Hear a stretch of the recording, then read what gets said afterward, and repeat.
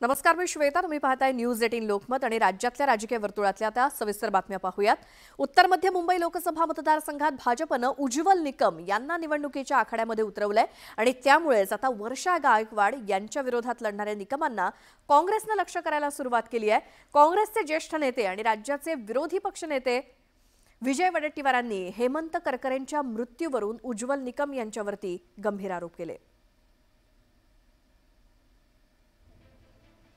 निकमांवर हल्ला. वडेट्टीवारांनी करकरे मृत्यू प्रकरण काढलं. निकमांनी वादात पाकिस्तानला सोडलं. मुंबई उत्तर मध्यचं राजकारण तापलं.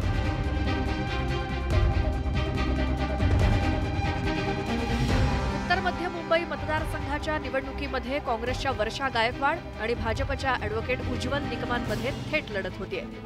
या लढतीमध्ये आता 2008च्या मुंबई दहशतवादी हल्ल्यावरून आरोपांच्या फैरी झडताना दिसतायत. त्याला कारण ठरलंय विजय वडेट्टीवारांचा आरोप.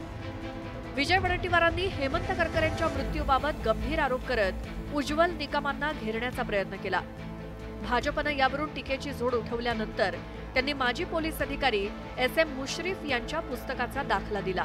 हेमंत करकरे साहेबांचा ती गोळी कसाबच्या बंदुकीतली नव्हती, कुठल्या अतिरेक्यातली नव्हती, तर ती गोळी एका पोलीस अधिकाऱ्यांची होती, RSS समर्पित. त्यावेळेस ते पुरावे लपवणारा देशद्रोही कोण असेल तर तो उज्ज्वल निकम आहे.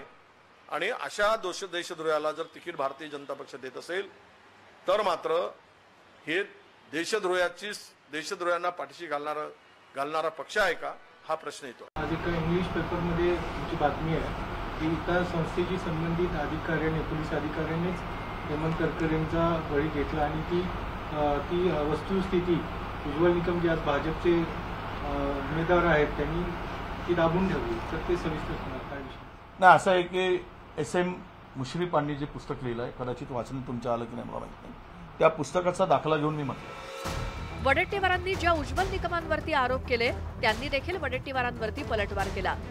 वडेट्टीवार हे पाकिस्तानला मदत करत असल्याचा हल्ला बोल उज्ज्वल निकम यांनी केला. ज्या माजी पोलीस अधिकाऱ्याने बेछूट आरोप केले त्याने या संदर्भात न्यायालयात का पुरावे दिले नाही? पाकिस्तानला मदत करण्याचं हे काँग्रेसचं षडयंत्र आहे आणि म्हणून काँग्रेसचे नेते 30 ते पुन्हा उतरत आहेत. अरे तुमच्यात धम्मक आहे का? तुमच्यात हिंमत? माझी उमेदवारी जाहीर झाल्याबरोबर तुम्हाला काही सापडत नाही म्हणून तुमच्या तंबूमध्ये घबराहट आहे. अरे तुम्ही पाकिस्तानला मदत करताय. जे आमचे शहीद पोलीस अधिकारी झाले त्यांचा तुम्ही अपमान करताय. लोकसभा निवडणुकीच्या 5व्या टप्प्यात मुंबईतील जागांसाठी मतदान होणार आहे. अवघ्या 18 दिवसांवरती हे मतदान आल्यानं सर्वच पक्षांनी जोरदार प्रचार सुरू केलाय. पण प्रचारासोबत नेते मंडळींकडून एकमेकांवरती आरोपांच्या फैरी देखील झाडल्या जात आहेत. त्यामुळे या आरोप प्रत्यारोपांच्या गोंधळात मतदार महाविकास आघाडीची साथ देतात की महायुतीची, हे पाहणं महत्त्वाचं ठरणार आहे. Bureau report, news 18 Lokmat.